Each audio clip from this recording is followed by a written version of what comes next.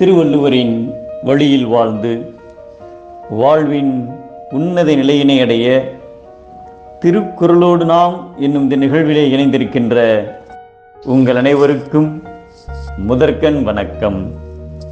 குறள் எண் 1048, அதிகாரம் நல்குரவு.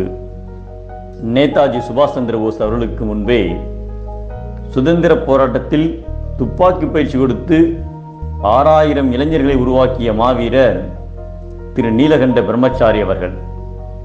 இவரிடம் பயிற்சி பெற்றவர்தான் வீர வாஞ்சிநாதன். மணியாச்சி ரயில் நிலையத்தில் மாவட்ட கலெக்டர் ஆஸ்துரையை சுட்டுக் கொன்றுவிட்டு தன் உயிரையும் மாய்த்து கொண்டவர். இக்கொலை வழக்கில் சிறிதும் தொடர்பில்லாத நீலகண்ட பிரம்மச்சாரி கைது செய்யப்பட்டு 7 ஆண்டுகள் சிறை தண்டனை அனுபவித்தார். விடுதலையானதும் சென்னைக்கு வந்து சுதேசி இயக்கத்தில் ஈடுபட்டார். மிகவும் வறுமையிலும் சுதேசி இயக்கத்தில் அவர் தொடர்ந்து பணியாற்றினார். பகல் முழுவதும் சுதேசி பிரச்சாரம் செய்வார். இரவில் தங்கிடமில்லை, உணவு கொடுக்க யாரும் இல்லை. பசி பட்டினியால் வாடி உடல் தளர்ந்தார். இரவில் யார் வீட்டு திண்ணையிலாவது உறங்குவார். அப்போது திருவில்லிக்கேணியில் திண்ணை வைத்த பல வீடுகள் இருந்தன. ஒவ்வொரு நாளையும் கடத்துவதே பெரும் போராட்டமாக அவருக்கு இருந்தது. பசியின் கொடுமை தாங்காமல் இரவு நேரத்தில் முகத்தில் முக்காடு போட்டுக்கொண்டு சில வீட்டு வாசலில் நின்று பிச்சை எடுக்க ஆரம்பித்தார்.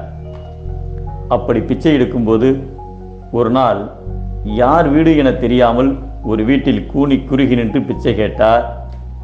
வெளியில் வந்து பார்த்தவருக்கு இந்த குரலை எங்கோ கேட்டது போல் உள்ளதே என சில வினாடிகள் யோசித்தார். வெளியே வந்தவர் பாரதியார் என கண்டுகொண்டு அவ்விடத்தை விட்டு நகர முற்பட்டார் நீலகண்டன். வெளியில் வந்த பாரதி அவருடைய முக்காட்டை நீக்கி, நீலகண்டா, உனக்கா இந்த நிலை என்று கண்ணீர் சிந்தி வீட்டினுள் அழைத்து சென்று பார்த்தபோது அவர் வீட்டிலும் உணவு இல்லை. பிறகு தனது சட்டைப்பையில் இருந்த காலனாவை எடுத்து கொடுத்து, இதை கொண்டு போய் முதலில் சாப்பிடு என்று சொல்லி அனுப்பினார். உடனே தனி ஒரு மனிதனுக்கு உணவில்லை எனில் இந்த ஜகத்தினை அழித்திடுவோம் என்று அவர் நிலையை நினைத்து பாரதி பாடினார். எனக்காக பாரதி ஒரு பாடலை பாடிவிட்டானே என்று நீலகண்டன் மனம் நிகழ்ந்தாலும் தனது வறுமையை போக்க ஒவ்வொரு நாளும் அவர் மிகவும் துன்பப்பட்டார். கொலை செய்தது போல் நேற்று துன்புறுத்திய வறுமை இன்றும் என்னிடம் வருமோ என்று வறியவர் நாள்தோறும் கலங்கி வருந்துவர் என்பதை இன்றும் வருவது கொள்ளோ நெருநலும் கொன்றது போலும் நிரப்பு என்கிறார் நம் தெய்வப்புலவர் திருவள்ளுவர். வறுமை வாழ்வின் மிகப்பெரிய கொடுமை. வறுமையற்ற வாழ்வே உலகின் பெருமை.